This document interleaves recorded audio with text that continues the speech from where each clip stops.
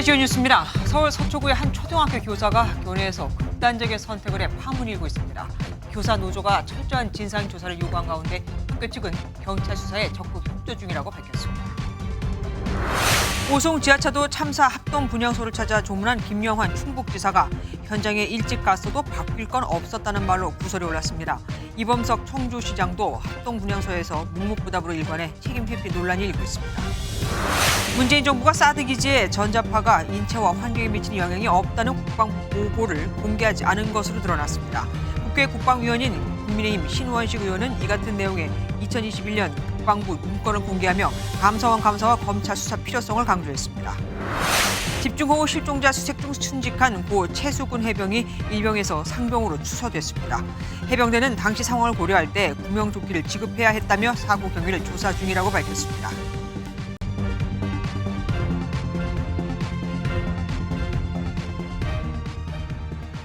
이틀 전 서울 서초구에 있는 초등학교에서 20대 담임교사가 극단적인 선택을 하는 안타까운 사건이 발생했습니다.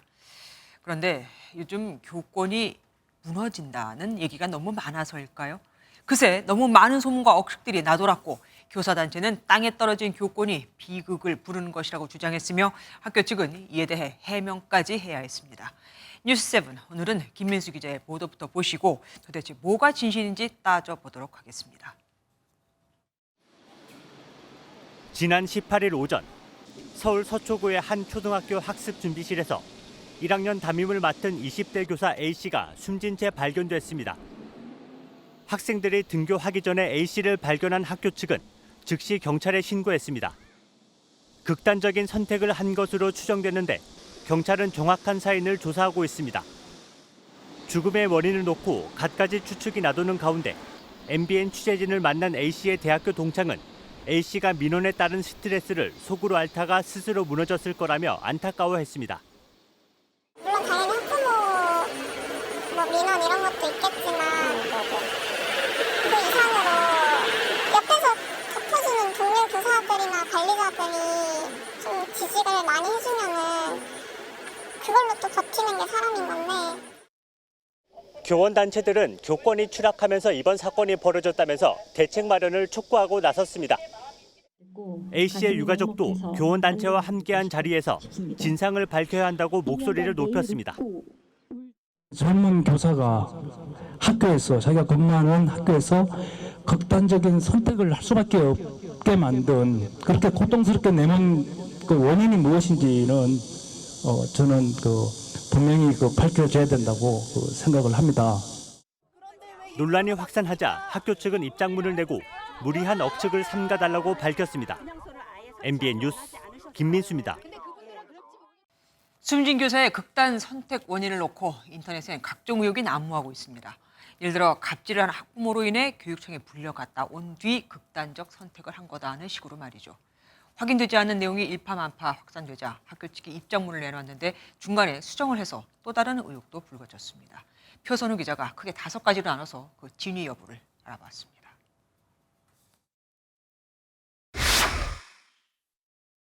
SNS상에선 학부모들이 해당 학급 담임을 괴롭혀 고인이 벌써 3번째 담임이라는 내용이 있었는데 학교 측은 지난 3월 학기 시작 후 담임 교체는 없었다고 밝혔습니다.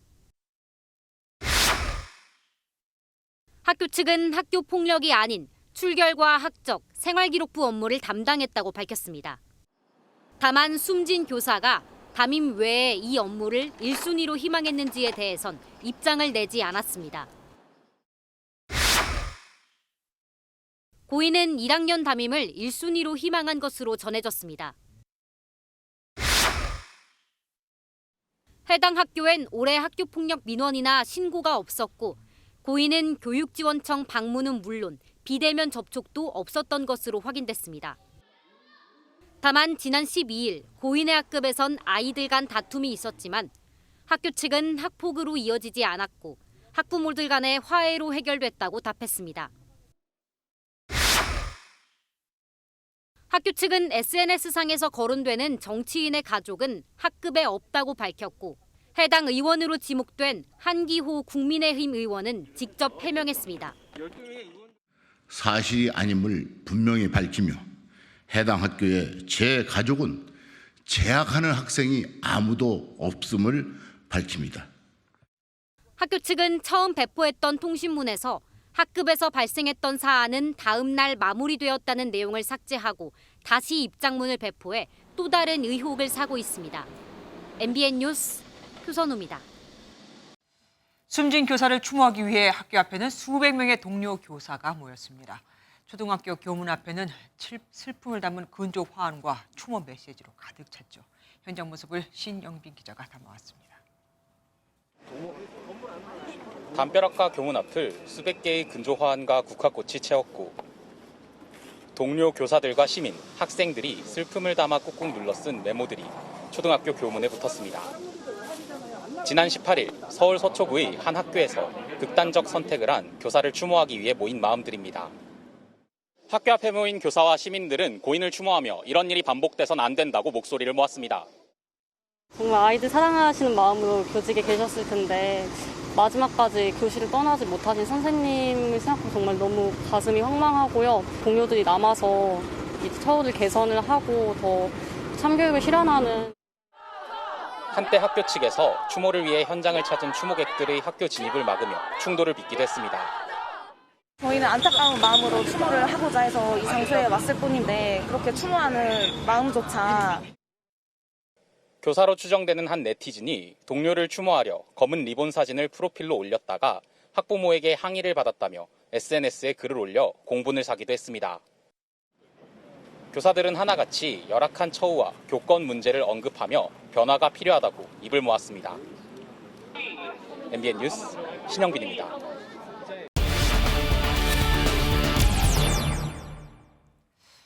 표선우 기자의 사실 확인에서도 보셨듯이 사실이 아닌 내용들이 일파만파 번지면서 더 울분을 키웠습니다.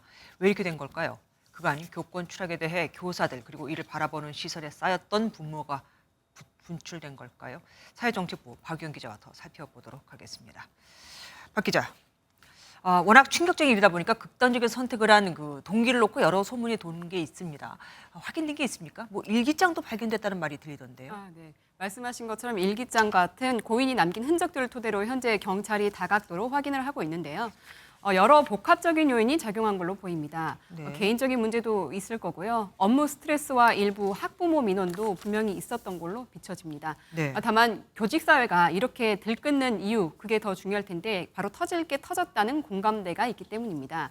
화면에 지금 보시는 건 같은 학교의 동료 교사가 보낸 문자를 서울교사 노조에서 공개한 건데요. 네. 고인이 생전에 학부모에게 전화번호를 알려준 적 없는데 엄청나게 전화가 와서 소름 끼친다. 방학이 되면 뭐 전화번호를 바꿔야겠다. 이런 고충을 토로했다는 겁니다. 선생님들은 이런 비슷한 일이 비일비재하다 이런 공감을 표하고 있는 상황입니다.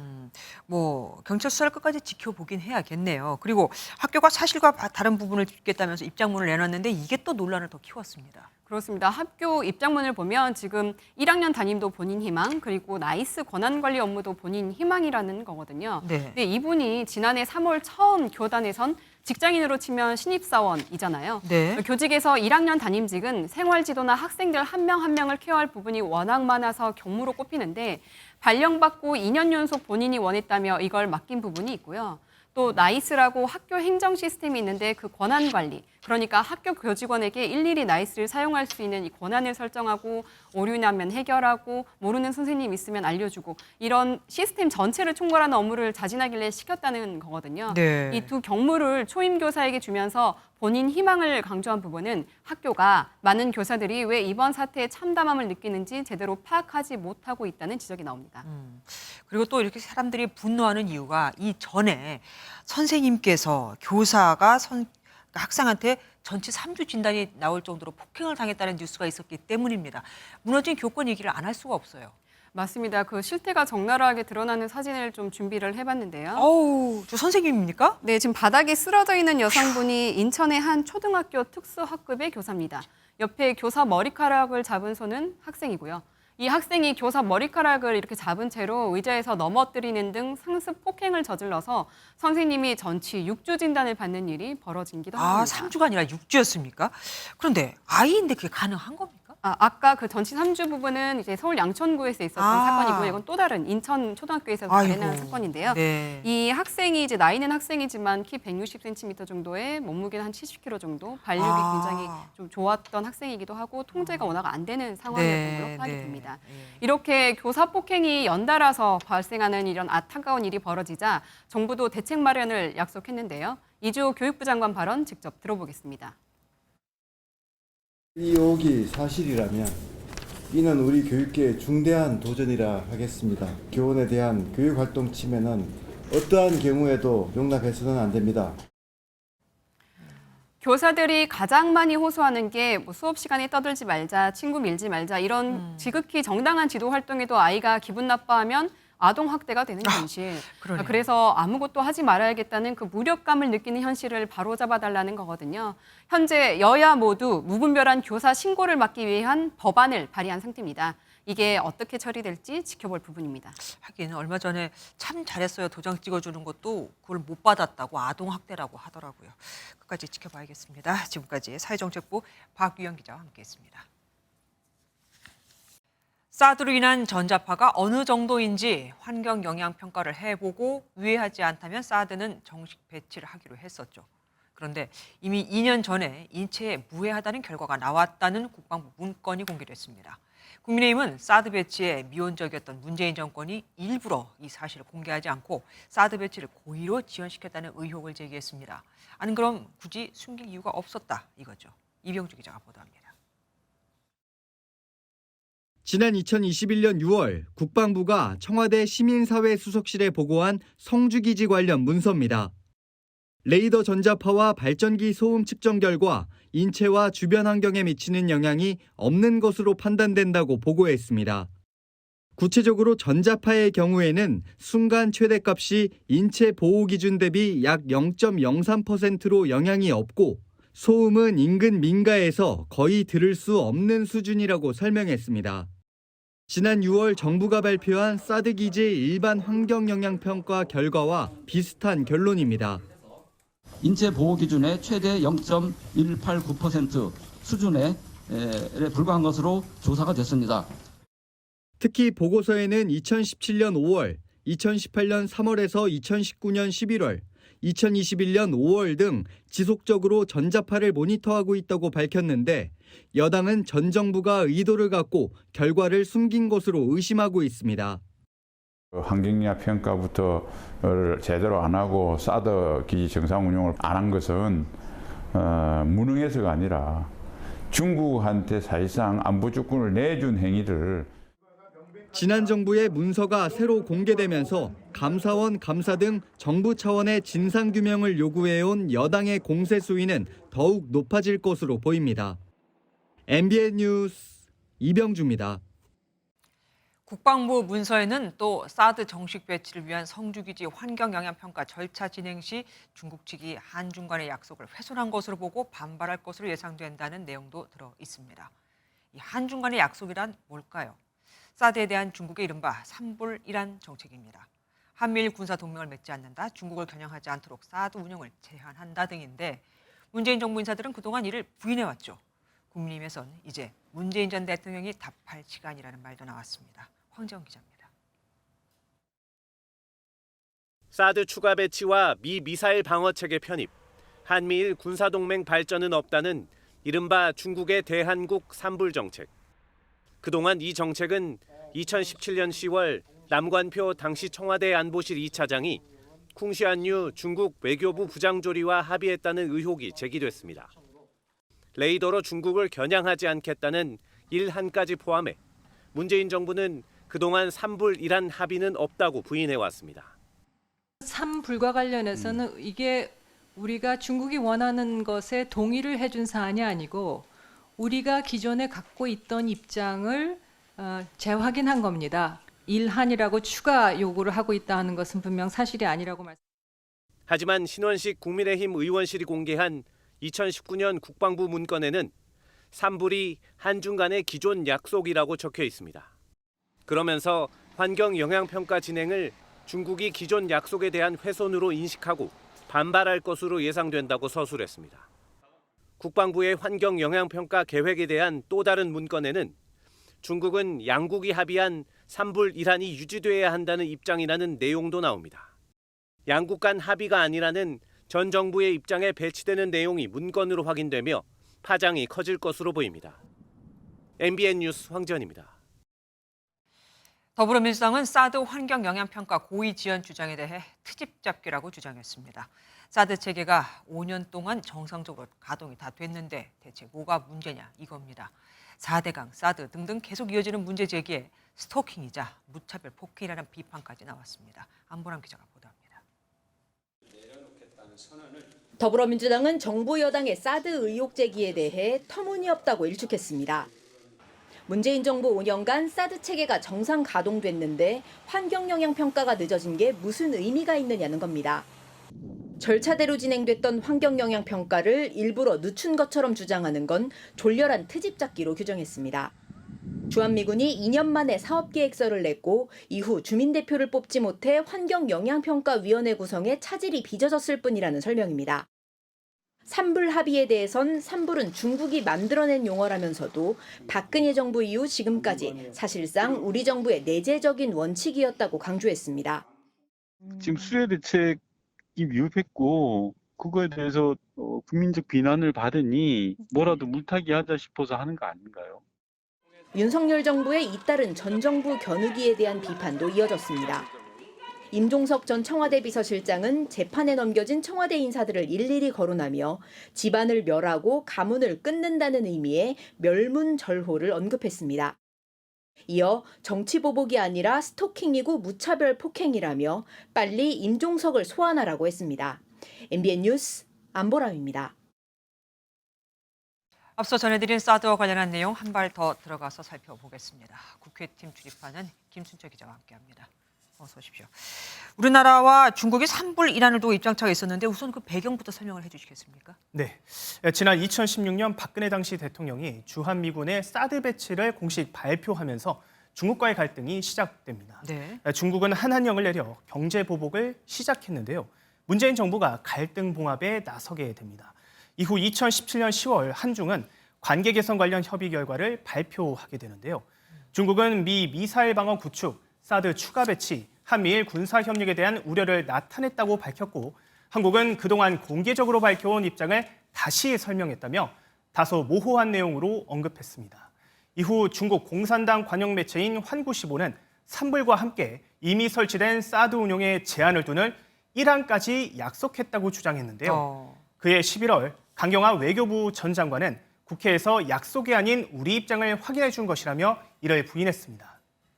2020년 국정감사에서 남광표 당시 주일 대사는 협의 결과는 국가 간 약속이나 합의는 아니라는 취지로 말하기도 했는데요. 네. 하지만 이번에 공개된 국방부 내부 문건을 보면 한중 간 기존 약속에 3불 합의라는 표현이 있습니다. 문재인 정부의 해명이 실제와는 달랐다는 지적이 제기되는 대목입니다. 그리고 문재인 정부가 사드 기지 환경 영향 평가 이거를 지연시키는 의혹이 제기됐습니다. 네. 여권은 그 배경을 뭐라고 보는 겁니까? 지난 2019년에 작성된 국방부 보고서를 보면요. 환경 영향 평가 관련 평가 협의회 구성이 한중 고위급 교류에 영향을 줄 수 있다고 적시돼 있습니다. 네. 그해 12월에 문재인 당시 대통령의 방중과 중국 외교부장 방한이 예정돼 있었는데 연내 추진이 제한될 수 있다는 것입니다. 눈치를 본 거군요. 네. 정부는 또 2020년 초 시진핑 주석의 방한도 추진했는데요. 외교 성과가 큰 차질을 빚을 수 있으니 이를 고의로 지연시킨 게 아니냐는 의혹이 제기되고 있습니다. 국민의힘도 상당히 격앙된 반응을 보였습니다. 네. 여권에서는 이번 일을 안보농단으로 규정하고요. 당시 관계자들에 대한 처벌을 요구하고 있는데요. 관련 내용 들어보시겠습니다.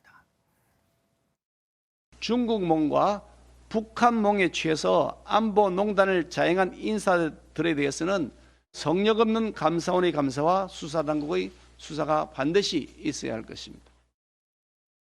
신원식 국민의힘 의원은 이번 사태의 중심에 문재인 전 대통령과 이해찬 당시 총리가 있다며 조사의 필요성을 언급했습니다. 최고의 권력자가 이것을 딜레이시킬 수밖에 없다. 이해찬 전 대표나 문재인 전 대통령이나 조사나 수사하기 전에 본인들이 진실을 이실직고 하는 것이 저는 도리라고 보고요. 반면 민주당은 환경 영향평가가 지연된 건 미군이 2년 동안 사업 계획서를 제출하지 않았기 때문이라며 반박하는 상황입니다. 네, 얘기 잘 들었습니다. 지금까지 김순철 기자와 함께했습니다. 다음 소식입니다. 경북 예천에서 수해 실종자를 찾으려다 급류에 휩쓸려 실종됐던 해병대원이 끝내 숨진 채 발견됐습니다. 10년 만에 그것도 현관아기로 간신히 얻은 아들을 잃은 부모는 물론 동료 대원들의 슬픔으로 빈손은 가득 찼죠.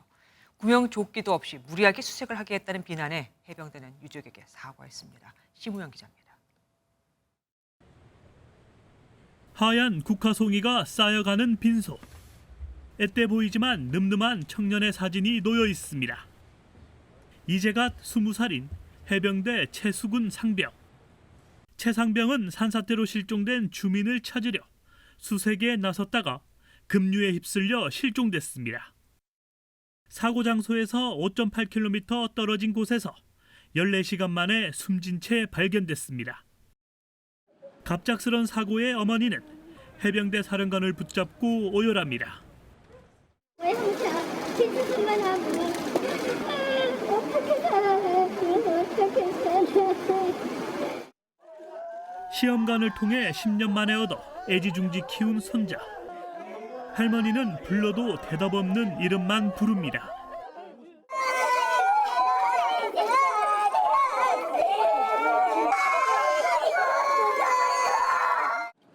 한솥밥을 먹던 동료 대원들은 침통함 속에 빈소를 지킵니다.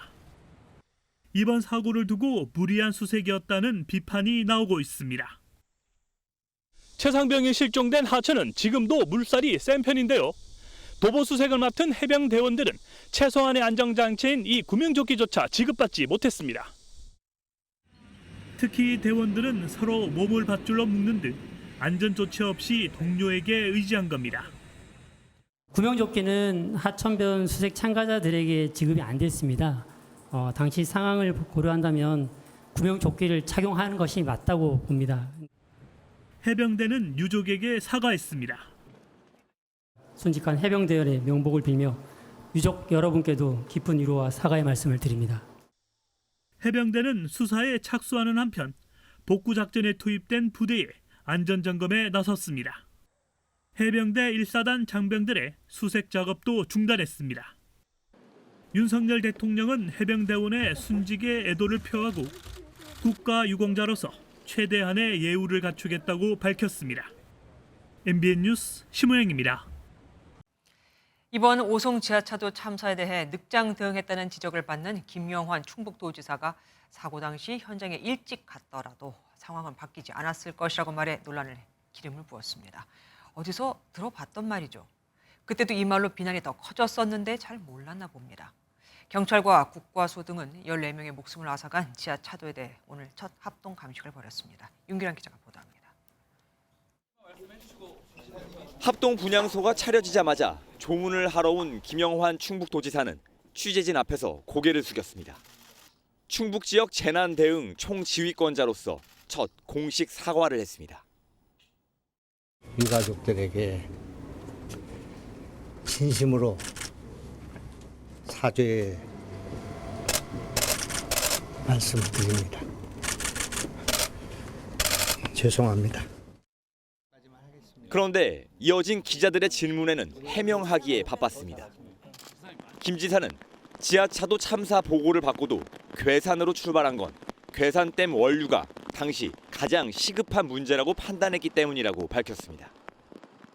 한두 명의 사상자가 났거나 그런 정도만 생각을 했고, 특히 사고 발생 4시간이 훌쩍 지나서야 현장에 나타났다는 지적에 대해서 김 지사는 일찍 도착했어도 상황은 변하지 않았을 거라고 대답했습니다. 제가 거기 갔다고 해서 상황이 바뀔 것은 없다고 생각합니다. 워낙 이게 지금 골든타임이 짧은 그런 상황에서 전개됐고. 충청북도 홈페이지엔 김 지사의 이런 발언을 비난하는 도민들의 항의 글이 잇따라 올라왔습니다. 앞서 대통령실도 지난주 국내 수해 피해가 확산했을 당시 윤석열 대통령이 우크라이나 방문을 강행한 이유를 두고 당장 뛰어가도 상황을 바꿀 수 없었다고 설명한 바 있습니다.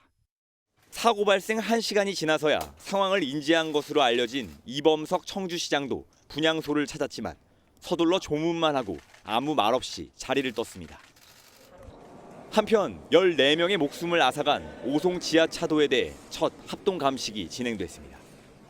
경찰과 국가수는 차도 내 배수 펌프가 제대로 작동됐는지를 조사했고 사고의 원인으로 지목된 미호강 제방을 집중적으로 살펴봤습니다.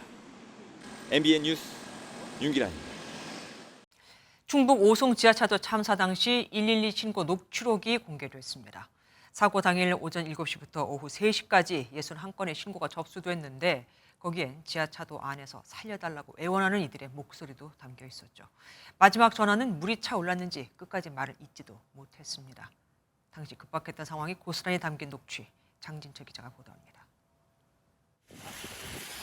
지난 15일 발생한 충북 오송 지하차도 참사의 첫 112 신고는 오전 7시 4분에 접수됐는데 2호 천교가 넘치려고 한다였습니다. 궁평 지하차도 통제가 필요할 것 같다는 첫 신고는 50여 분 뒤인 7시 58분에 처음 들어왔습니다. 8시 37분쯤 지하차도에 물이 본격적으로 차기 시작한 것으로 추정됩니다. 신고자는 궁평 2 지하차도라고 하면서 물이 차서 차들이 후진해 차를 빼고 있다며 통제를 요청합니다. 약 2분 뒤 상황은 더 급박해집니다. 747번 버스 안에 물이 종아리까지 차고 문이 안 열려 나가지 못한다고 말했습니다. 오전 9시부터는 피해 신고가 빗발쳤습니다. 지하차도에 사람이 떠 있다, 지하차도 안에 있다고 연락이 온 남편이 연락이 안 된다는 등의 안타깝고 다급한 목소리가 수화기 너머로 이어졌습니다. MBN이 사고 당일 오전 7시부터 오후 3시까지 청주 흥덕경찰서 오송파출소 관할 112 신고 접수 현황을 입수했는데 신고는 모두 61건입니다. 그중에서 오전 8시 30분부터 10시 사이에 31건의 신고가 집중됐습니다. 오후 2시 26분 747번 버스를 타고 나간 동생의 생사를 묻는 절규에 가까운 눈물겨운 전화가 마지막 신고였습니다. MBN 뉴스 장진철입니다. 국민의힘 윤리위가 포구 골프 논란을 일으킨 홍준표 대구시장의 징계 절차 개시를 결정했습니다. 홍 시장은 사과 기자회견에 이어 문제가 된 SNS 게시물도 삭제했지만 징계를 피하긴 어려워 보입니다. 안병수 기자가 보도합니다. 국민의힘 중앙윤리위가 밝힌 홍준표 대구시장의 징계 사유는 두 가지입니다. 수해 중 골프를 쳐 당 윤리 규칙을 어겼고 인터뷰와 페이스북 글 게시로 품위 유지 규정을 위반했다는 겁니다. 골프뿐만 아니라 논란이 불거진 직후 국민 눈높이에 맞지 않았던 해명 태도를 문제 삼은 겁니다. 뒤늦게 사과한 홍 시장은 문제가 된 페이스북 게시글 2건을 내리고 사과문과 의견서 등을 윤리위에 제출했지만 징계 절차 개시를 막지 못했습니다. 어제 공식 사과를 함으로써 더 이상의 논란 확산이 차단되기는 했지만 윤리위로서는 이미 벌어진 해당 행위에 대해서는 책임을 물을 수밖에 없습니다. 관심은 징계 수위, 경고, 당원권 정지, 탈당 권고, 제명 등 4단계로 나뉘는데 국민의힘 핵심 관계자는 홍 시장의 무게감에 비해 가벼웠던 언행을 고려하면 중징계가 불가피하다고 전망했습니다. 하지만 본인이 사과한 만큼 구두 경고로 끝내야 한다는 목소리도 나옵니다. 윤리위는 오는 26일 회의에서 징계 수위를 논의할 예정입니다. MBN 뉴스 안병수입니다. 요즘 여기저기 윤리위가 바쁘네요. 징계 절차를 밟고 있는 정치인이 한 명 더 있습니다. 지금 국회에서는 코인 논란에 휩싸인 무소속 김남국 의원에 대한 징계 권고안을 놓고 윤리심사 자문위원들이 마지막 논의를 하고 있거든요. 현장에 나가 있는 취재기자 연결해 보겠습니다. 여권 기자, 자문위가 오늘 결론을 내는 겁니까? 네, 오늘이 7번째 회의인 만큼 결론을 내릴 가능성이 큽니다. 관심은 자문위가 권고할 징계 수위인데요. 자문위가 징계를 권고하게 되면 제명, 30일 이내 출석 정지, 공개 사과, 공개 경고 중 한 가지를 택하게 됩니다. 자문위는 김 의원이 상임위 회의 도중 코인 거래를 200번 넘게 한 사실도 파악한 것으로 전해졌습니다. 김 의원은 오늘 오후 상임위 도중 2-3번 코인 거래를 했다는 앞선 해명과 실제 거래 내역이 맞지 않는 이유에 대해 소명서를 제출했습니다. 김 의원이 거짓 해명을 한 걸로 판명되면 자문위는 최소 30일 출석 정지 이상의 중징계를 권고할 거란 관측이 나옵니다. 그럼 자문위가 내놓는 결론대로 김남국 의원에 대한 징계 수위는 확정이 되는 겁니까? 아닙니다. 자문위는 말 그대로 징계를 담당하는 윤리특위에 말 그대로 자문 의견을 내는 겁니다. 윤리특위는 자문위 권고를 존중해야 하지만 그대로 따를 필요는 없습니다. 또 징계안 처리 시한이 따로 없고 여야 이견이 있을 수도 있습니다. 윤미향 의원에 대한 제명 의결을 만장일치로 윤리심사 자문위원들이 했을 때 그거 아직도 그냥 윤리특위에 올려놓고 의결도 안 하고 국회의원 징계안이 윤리특위를 통과하면 본회의에서 최종 표결을 하게 됩니다. 지금까지 국회에서 MBN 뉴스 이혁근입니다. 중앙선을 넘고 추격하는 차를 들이받고 또 들이받고 영화 같은 추격전이 경남 창원 시내에서 벌어졌습니다. 차가 부서져도 아랑곳하지 않고 달렸죠. 음주운전 차량을 추격하는 순찰차와 도주차가 벌이는 추격전, 안진우 기자가 보도합니다. 이른 새벽 경남 창원시의 한 도로. 경찰이 빠른 속도로 내달리는 승용차 한 대를 추격합니다. 경찰의 정지 요구도 무시한 채 도주하는 차량. 도심으로 진입한 승용차는 속도를 줄이지 않고 질주합니다. 핸들을 꺾어 상가 주차장으로 진입하는 차량을 경찰 순찰차가 그대로 들이받고 또 충격합니다. 도주 차량은 뒷범퍼가 부서졌지만 멈추지 않습니다. 상가 주차장을 따라 빙글빙글 돌아 쫓고 쫓기는 추격전이 계속됩니다. 막다른 길로 몰린 차량 운전자는 결국 도주를 포기하고 차에서 내립니다. 10여 분간의 추격전 끝에 경찰이 음주운전자를 현장에서 체포했습니다. 도로교통법 위반 음주운전으로 현행범 체포된 거부에 변호인 선임하실 수 있고 변명의 기회가 있습니다. 경찰에 붙잡힌 40대 남성의 혈중 알코올 농도는 면허 취소 수치의 만취 상태였습니다. 예, 술 냄새가 좀 많이 나고 이제 체포에 응하면서 뭐 잘못했다고 하긴 하는데 당시에는 방송이나 이런 뭐 정지 지시에는 전혀 반응을 하지 않고 뭐 차로 충격하면서 도심 한복판에서 영화에서 나올 법한 도주곡을 벌인 40대 운전자는 결국 구속됐습니다. MBN 뉴스 안진우입니다. 울산의 한 장애인 복지시설에 유해 물질이 든 것으로 추정되는 소포가 배달돼 군과 경찰이 수사에 나섰습니다. 이 소포를 열어본 직원 3명이 호흡곤란과 마비 증세로 병원에 이송됐는데 이 소포는 발신지가 대만으로 돼 있었습니다. 박상호 기자입니다. 울산의 한 장애인 복지시설입니다. 방독면을 쓴 소방특수화학 구조대가 쓰레기통에서 노란색 봉투를 꺼냅니다. 발신지가 대만으로 쓰여 있는 이 소포에는 별다른 물건이 들어있진 않았습니다. 그런데 소포를 열어본 직원 3명이 동시에 호흡곤란과 마비 증세를 보였습니다. 이제 뜯어보니까 비닐봉지 같은 게 있어서 그걸 개봉하는 순간 이제 호흡 좀 곤란하고 머리가 띵하다. 112 신고를 하신 거예요. 이들은 대학병원 격리병동으로 옮겨졌는데 다행히 생명에는 지장이 없는 상태입니다. 소포에는 색깔도 냄새도 없는 기체 상태의 물질이 들어있었던 것으로 전해졌습니다. 아직 정확한 정체는 밝혀지지 않았지만 방사능이나 생화학 물질은 검출되지 않았습니다. 가중 키트로 검사했을 때 큐균이나 패스트, 탄저 이런 키트로 나올 수 있는 균은 다 음성으로 나온 상태거든요. 문제가 된 소포는 국방과학연구원에서 정밀 검사할 예정입니다. 경찰은 독극물일 가능성이 있는 만큼 시설 입소자 70여 명을 격리하고 우편물 배달 경로를 조사하고 있습니다. MBN 뉴스 박상호입니다. 밤이고 새벽이고 찾아와 문을 두드리는 남성들. 알고 보니 옆집이 조건 만남을 하는 여성의 집이었고 이 남성들이 잘못 찾아오는 거였습니다. 참다 못한 이 집주인이 오죽하면 여기 여자 안 삽니다라고 적어 붙여놨을까요? 그런데 한 번 훈방을 해준 이 여성 근처에서 또 성매매를 하다가 붙잡혔습니다. 이시열 기자가 단독 보도합니다. A씨의 집으로 낯선 남성들이 찾아오기 시작한 건 올해 1월쯤이었습니다. 불특정 다수의 남자가 여자를 찾고 그리고 이제 막 배를 호출을 하고 어떤 남자가 문을 탁 닫더니 얼굴을 들이밀어가지고 바로 옆집이 채팅앱을 이용해 조건 만남을 하던 장소였던 건데 남성들은 시간대를 가리지 않고 찾아왔습니다. 새벽 3시에 문을 차고 그리고 이제 새벽 6시경에 이제 현관문을 누르고 일이 손에 안 잡히더라고요.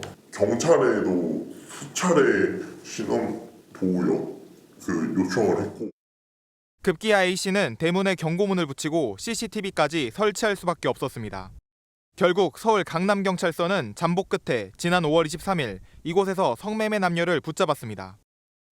하지만 여성은 붙잡힌 지 2달도 지나지 않았는데 처음 검거 장소에서 약 4km 떨어진 이 모텔에서 다시 검거됐습니다.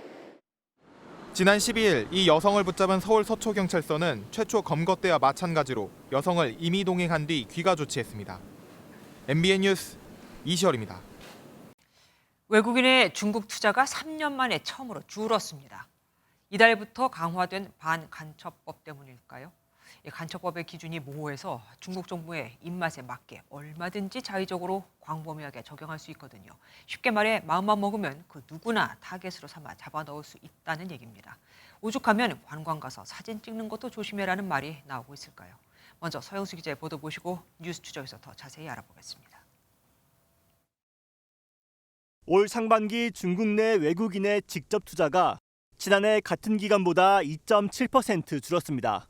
외국인의 중국 투자가 감소세로 돌아선 건 코로나19 발생 직후인 2020년 이후 3년 만입니다. 我国实际使用外资金额同比出现了小幅下降，降幅是2.7%，但整体规模保持稳定。 중국 당국이 다국적 기업 고위 인사들을 잇따라 만나 외국인 투자 유치에 애쓰고 있지만 전망은 밝지 않습니다. 지난 1일부터 시행된 중국의 고강도 반간첩법으로 외국 기업들의 투자 활동이 경직되고 있다는 분위기가 감지되기 때문입니다.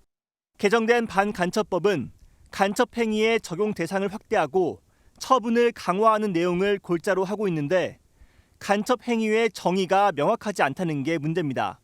현지 외국 기업들은 정상적인 시장 조사 활동마저 간첩 행위로 몰릴까 조심스럽습니다.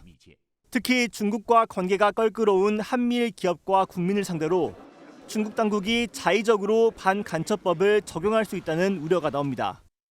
We are closely monitoring the passage of the PRC's new counter-espionage law, which, as written, will greatly expand the scope of what they consider espionage activities. 다만 아직 처벌 사례가 명확히 알려지지 않아 중국이 실제로 반간첩법을 적용해 외국인들을 처벌할지에 대한 전망은 엇갈리고 있습니다. MBN 뉴스 서영수입니다. 중국이 반간첩법을 개정한 지 20여일밖에 안 됐는데 여기저기서들 긴장하고 있죠.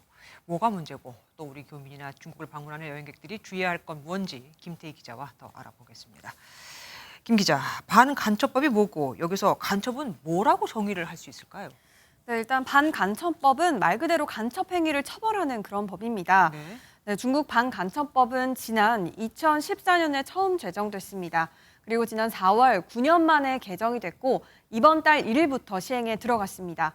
기존 5개 장 40개 조항에서 6개 장 71개 조항으로 규제 항목이 30개나 늘었습니다. 주목할 부분은 간첩 행위에 대한 정의가 확대된 건데요. 반간첩법에서 간첩 행위는 기존 국가기밀이나 정보에서 국가 안전, 이익에 관한 정보를 취득, 매수, 불법 제공하는 것으로 넓어졌습니다. 이 추가된 조항이 모호하고 포괄적이라 전문가들은 중국 정부의 자의적 적용을 우려합니다. 지금까지는 정상적인 활동으로 간주됐던 것들도 중국의 잣대에 의해서 간첩 행위로 간주될 수 있다는 거예요. 그러면은 이런 행위를 했을 때 뭐 우리가 했든 안 했든 어쨌든 중국 측에서 했다고 얘기를 했을 때 처벌도 강화가 되는 겁니까? 네, 맞습니다. 이 간첩 행위를 하고 만약 간첩죄가 성립하지 않는다 하더라도 간첩 행위자로 간주될 경우 구금 처분을 당할 수 있습니다. 또 중국 정부가 휴대폰 등 전자데이터 열람과 수집, 자산 정보를 조회할 수 있고요. 또 외국인의 경우 중국에서 추방하거나 10년 이내 입국 금지 처분을 내릴 수도 있습니다. 그럼 우리 교민이나 중국 여행객들이 주의해야 될 건 뭡니까? 뭐 사진 얘기도 나오던데 그건 뭐죠? 네, 맞습니다. 일단 사진 찍을 때 좀 주의하셔야 되는데요. 중국을 여행하거나 체류하실 때 문제가 될 수 있는 행동, 이런 걸 공간 홈페이지에서 공지하고 있습니다. 중국에 관한 비판적 기사 등 중국 국가 안보와 또 이 관련된 자료를 인터넷으로 검색하거나 저장하는 것도 문제가 될 수 있습니다. 검색도 안 돼요? 네, 또 군사시설이나 주요 국가기관, 인근이나 길에서 시위대를 직접 촬영하는 것도 유의해야 합니다. 중국인을 대상으로 한 포교, 야외 선교 활동도 자제해야 합니다. 지금까지는 그런 문제가 없었습니까? 네, 지금까지는 없었습니다. 이 외교부 관계자가 아직까지는 반간첩을 통한 문제는 발생하지 않았다고 밝혔는데요. 우리 교민이나 여행객을 통해 신고가 들어온 건도 없는 것으로 파악됩니다. 이 취재진이 확인해보니 중국 여행을 갈 땐 주로 자연 경관을 위주로 가다 보니 해당 내용을 여행사에서 따로 안내하지 않는 것으로 파악되는데요. 그래도 혹시 모를 상황을 대비해 중국을 방문할 예정이라면 앞서 언급한 내용들을 한 번쯤 확인하셔야겠습니다. 이 저희 취재진도 북한 쪽 취재를 위해 중국 국경 지역을 방문하려고 했다가 당분간 상황을 지켜보기로 했습니다. 만약에 어떤 나라와 감정이 안 좋아졌을 때 그 나라 국민이 중국에 오면은 또 이렇게 자의적으로 해석해서 나쁘게 걸릴 수도 있는 거네요. 예, 잘 들었습니다. 지금까지 김태희 기자와 함께했습니다. 출근길 지하철 탑승 시위로 논란이 됐었던 장애인 단체 활동가 한 명이 얼마 전 버스 통행을 막는 기습 시위를 벌이다 체포됐습니다. 경찰관을 물었거든요. 한범수 기자가 보도합니다. 출근길 서울 도심의 한 버스 전용 차로입니다. 전장현 활동가들이 휠체어로 버스를 가로막자 경찰이 투입돼 도로 밖으로 끌어냅니다. 이 시위는 지난 17일에도 이어졌는데 당시 체포된 전장현 활동가 유모 씨는 공무집행 방해와 집시법 위반 혐의로 구속기로에 섰습니다. 앞서 이 시위를 이끈 전장현 박경석 대표도 업무 방해와 도로교통법 위반 혐의로 지난 14일 현행범 체포돼 조사를 받았는데 이번 시위의 정당성을 거듭 강조했습니다. 22년을 외쳤던 장애인의 이동해야 할 자유, 이 자유조차도 보장되지 않는 대한민국 사회에 대해서 저희는 지속적으로 우리의 권리를 외치겠습니다.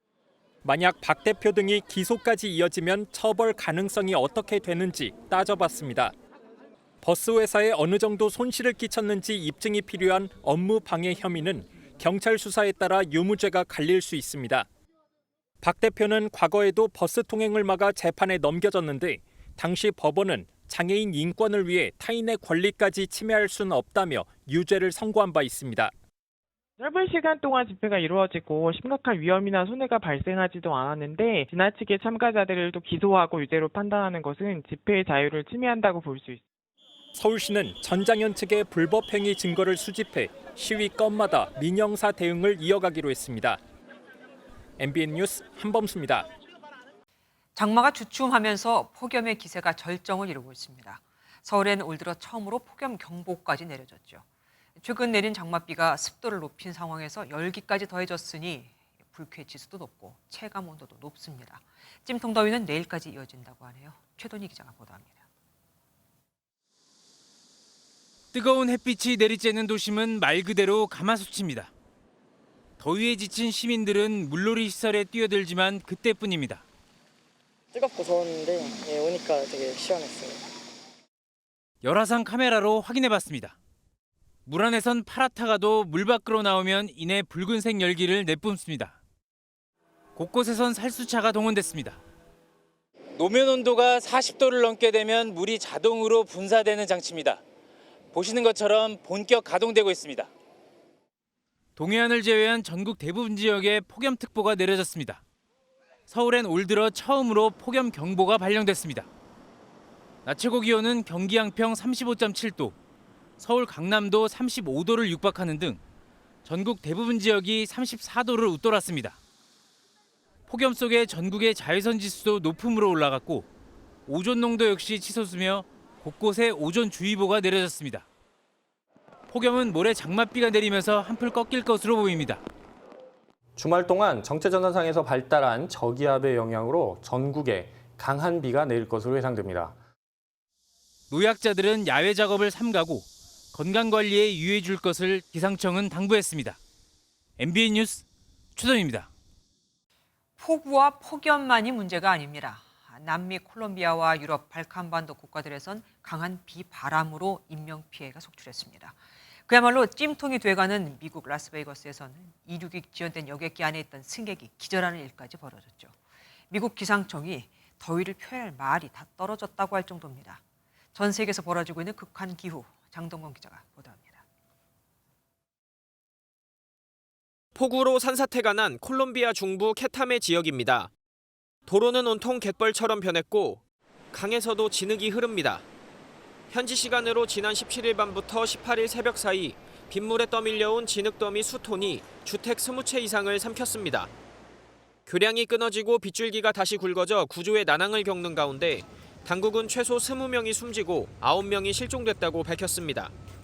Prácticamente algo inesperado porque pues personas que estuvieron con uno 5-20 minutos antes o incluso horitas y verlas en esa situación es muy duro. 발칸반도에도 현지 시간 19일 오후 강한 폭풍우가 덮쳤습니다. 크로아티아 수도 자그레브에서는 나무가 뿌리째 뽑히고 건물이 부서졌으며 돌발 홍수로 도로가 침수됐습니다. 크로아티아와 보스니아, 슬로베니아에서 최소 5명이 사망하고 수십 명이 다친 것으로 전해집니다.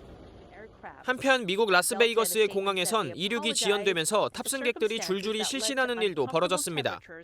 기온이 44도까지 오르는 찜통더위 속에 항공기 안에서 에어컨도 없이 4시간 가까이 대기한 겁니다. It was just like chaos at this point. There was a woman walking up the aisle. She looked like she was about to just pass out. They ended up putting an oxygen mask on her. 유럽에서도 최근 일주일 새 11,000여 명이 폭염으로 사망했다는 보도가 나왔습니다. 세계보건기구는 각국의 취약계층의 피해를 관리할 대책을 마련하라고 당부했습니다. MBN 뉴스 장동건입니다. 한미일 3국 정상이 다음 달 18일 미국 대통령의 전용 별장인 캠프 데이비드에서 정상회담을 가질 것으로 알려졌습니다. 이곳은 지난 2008년 이명박 전 대통령이 부시 전 대통령을 태우고 골프 카트를 운전했던 곳으로도 유명하죠. 그만큼 편안한 분위기에서 정상 간 친분을 쌓겠다는 겁니다. 원주희 기자입니다. 이명박 전 대통령이 골프 카트를 직접 운전하며 부시 전 미국 대통령과의 유대를 과시합니다. 지난 2008년 방미 당시 한미 정상회담이 개최된 미 대통령 공식 별장 캠프 데이비드의 모습입니다. 윤 대통령과 바이든 미국 대통령, 기시다 일본 총리도 다음 달 18일 이곳에서 한미일 정상회담을 가질 것으로 알려졌습니다. 바이든 행정부 출범 이후 외국 정상이 캠프 데이비드에 초청된 건 이번이 처음입니다. 3국은 갈수록 고도화되는 북한 핵 미사일에 대한 대응 방안을 심도 깊게 논의할 것으로 보입니다. 또 백악관에 비해 보다 편한 분위기에서 허심탄회한 이야기를 나눌 수 있는 만큼 3국 정상 간 친분을 강화하는 계기가 될 것으로 전망됩니다. 한미일 3국 간의 안보 협력 문제, 그리고 기타 경제 안보 문제, 그리고 교류 문제 같은 것들이 포괄적으로 논의될 수가 있습니다. 한미일 정상이 한자리에 모이는 건 지난 5월 G7 회의 이후 3달 만이자 윤석열 정부 출범 이후 4번째입니다.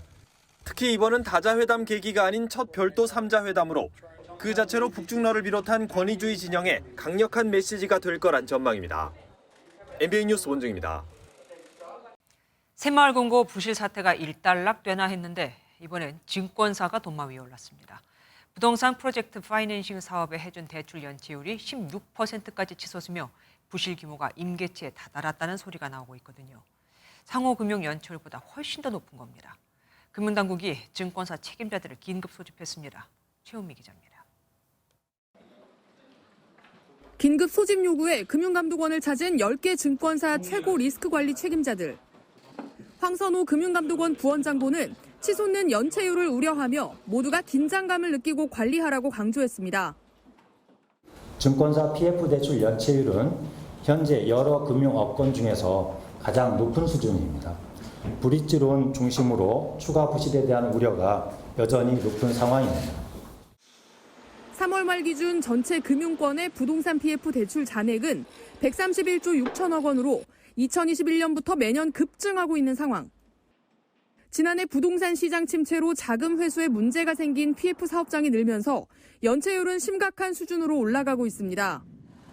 증권사의 PF 대출 연체율은 3월 기준 15.88%로 뱅크런 사태를 일으켰던 새마을금고 등 상호금융 연체율보다 월등히 높은 수준입니다. 16%면 굉장히 높은 겁니다. 여기서 더 높아지는 건 사실 절대 바람직하지 않는 거잖아요. 적극적인 연체율 관리는 필요한 부분이라고 봐야 되는 거고요. 금융당국은 비상대응에 나섰습니다. 금융감독원은 리스크 관리가 취약한 증권사에 대해 별도 관리 방안을 제출하게 하고 CEO를 개별 면담하는 방안도 추진하고 있습니다. 회수할 수 없다고 판단되는 부실 채권은 조속히 상각하거나 매각하는 등 신속하게 정리하라고 주문했습니다. MBN 뉴스 최은미입니다.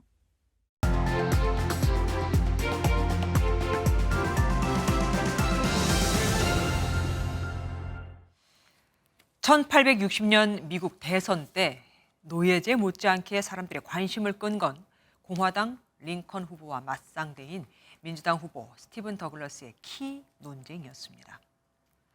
링컨은 190cm가 넘는 장신이었지만 더글러스는 160cm 정도였는데 일부에선 어림도 없다, 152cm도 안 될 거다라는 말이 나왔거든요.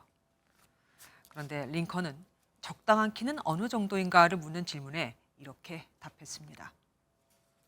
키는 다리에 길고 짧음에 달려있고 다리 길이는 땅에서 몸통까지 닿을 만큼만 길면 적당하다고요.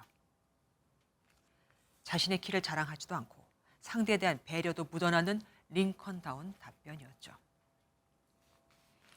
대전시 의회가 학생들의 키 성장을 지원하겠다고 합니다. 지난 6일 대전시 의회 소속 김영삼 의원 등 14명이 내놓은 조례안을 보면 대전시 교육감이 초등학생 성장판 검사비를 지원하고 키 성장 맞춤형 급식이나 운동 프로그램을 개발, 운영을 위해서 필요한 사업을 추진할 수 있도록 했습니다.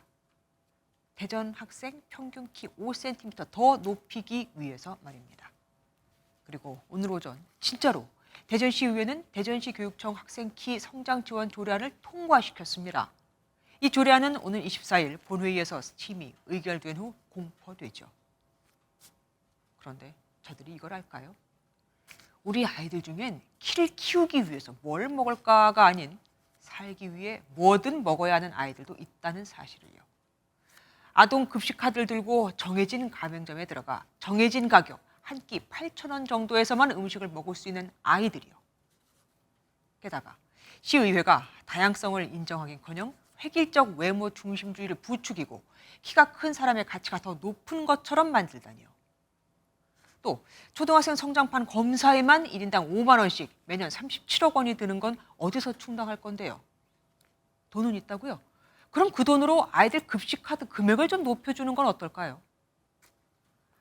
아이들의 키 문제는 부모의 큰 관심거리인 건 맞습니다만 그런 심리를 이용해 시민 권력을 대표한다는 지방의회가 얄팍한 포퓰리즘 발상을 하다니요. 국민 혈세까지 투입해 성장판을 억지로 자극하고 키를 키워야 하는 게 정치권과 사회의 몫이 되고 그게 표준으로 자리한다면 우리 아이들은 링컨의 아량은 도대체 어디서 배우란 말입니까? 김주혜, 그런데 오늘은 아이들 키의 혈세가 웬 말이었습니다. 이틀째 폭염특보가 이어지고 있습니다. 서울에는 올해 첫 폭염 경보가 내려졌고요. 그 밖에 강원 영서와 대구 경북 지역으로도 일제히 폭염 경보가 발효 중입니다. 내일까지는 계속해서 덥겠습니다. 서울이 33도까지 올라서 오늘만큼이나 덥겠는데요. 모레인 토요일부터는 전국적으로 장맛비가 내리면서 폭염의 기세가 조금씩 누그러들겠습니다. 대기가 불안정해지면서 내륙으로는 소나기도 내립니다. 중부와 전북, 경북 내륙으로는 5에서 40mm, 경남 북서 내륙으로는 5에서 20mm가 예상됩니다. 한편 정체전선이 북상하고 있습니다. 내일 제주부터 다시 장맛비가 내리기 시작하겠고요. 모레는 그 밖에 전국으로 확대되겠습니다. 오늘 밤까지 동쪽 내륙과 호남 내륙으로는 갑작스럽게 소나기가 쏟아지는 곳이 있겠습니다. 내일 중부지방은 서울과 춘천이 33도, 남부지방은 광주 32도, 대구 33도까지 올라 덥겠습니다. 이 장맛비는 다음 주 월요일까지 이어지겠고요. 특히 수도권과 강원, 서해안과 남해안에 많은 비가 예상됩니다. 내주셨습니다. 안녕하세요. 김주하입니다. 공정하고 신속한 MBN 뉴스, 유튜브를 통해서도 만나보실 수 있습니다. 특히 더 많은 뉴스와 라이브를 보고 싶으시다면 오른쪽을 눌러서 구독하시면 됩니다. 어렵지 않죠? 빠르고 정확한 뉴스로 계속 찾아뵙겠습니다. MBN 뉴스를 시청해주신 여러분 고맙습니다.